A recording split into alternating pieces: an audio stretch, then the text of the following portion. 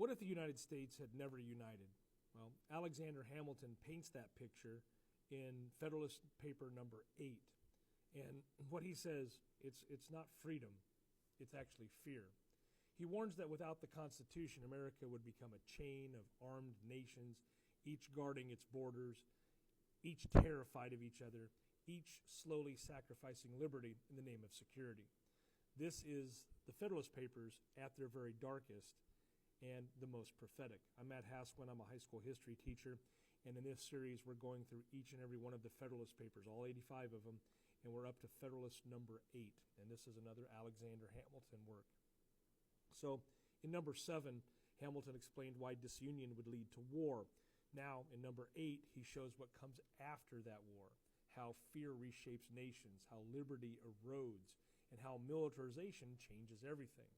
And he's not just warning about external threats. He's describing the psychology of internal division.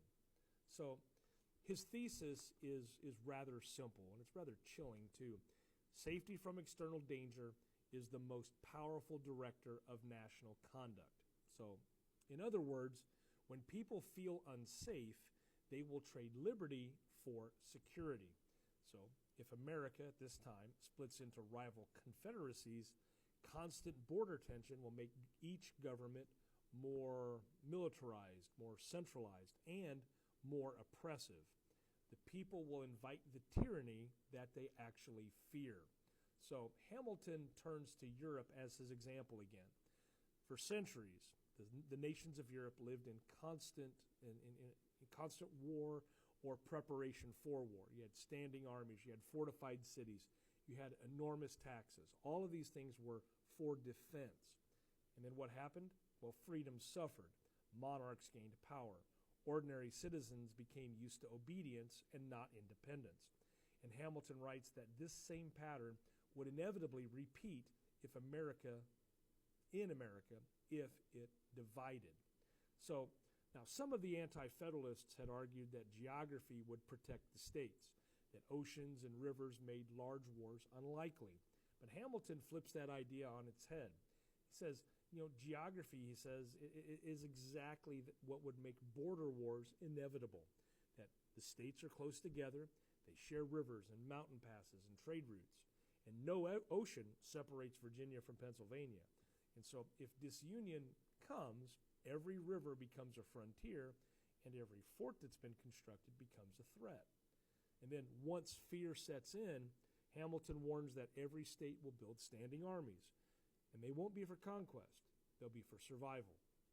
And once armies exist, well, they never go away. They become habits, then necessities, and then instruments of control. So Hamilton writes that soldiers that are used to obedience will begin to shape the spirit of the government, and the people used to watching them will lose the spirit of liberty. He calls this the military despotism of necessity. Well, Hamilton isn't anti-defense in his argument. He's actually anti-fear.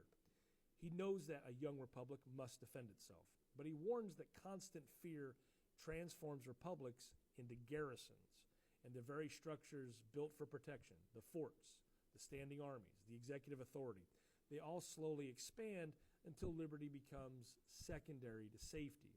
So it's a lesson that echoes well beyond the 18th century. Here's what Hamilton becomes rather psychological in his argument as well.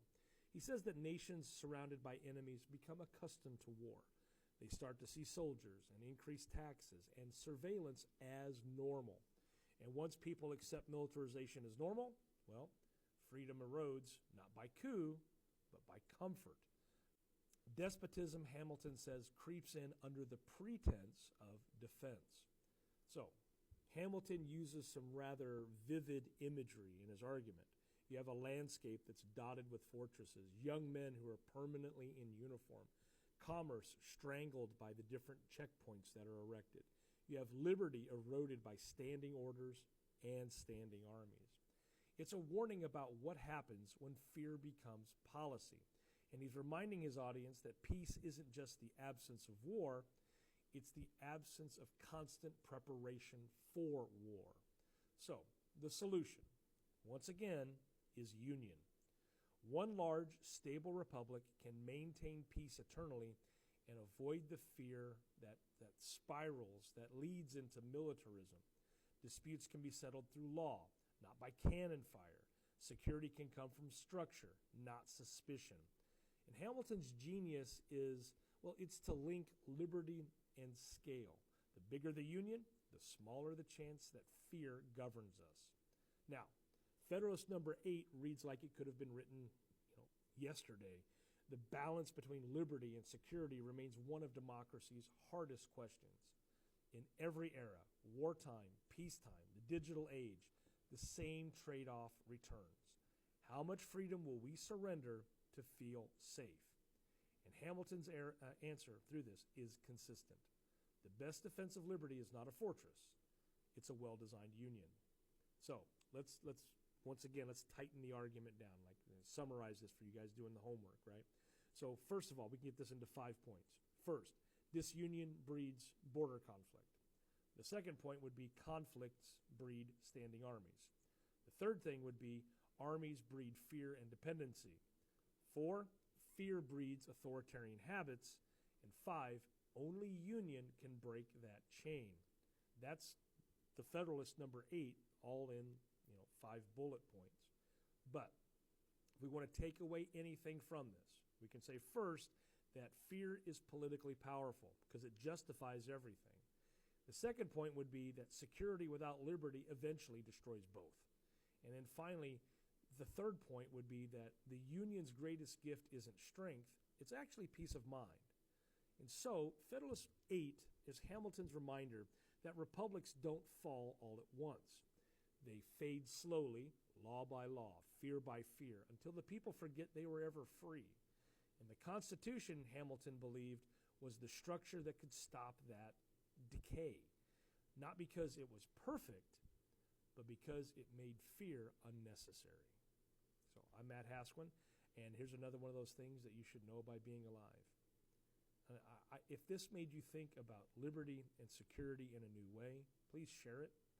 Follow along, share it with friends that need to hear this message, and I'll be back to give you Federalist number 9. That's where Hamilton finally shifts from warnings to hope and explains how the new Constitution can actually preserve freedom. Thank you for watching.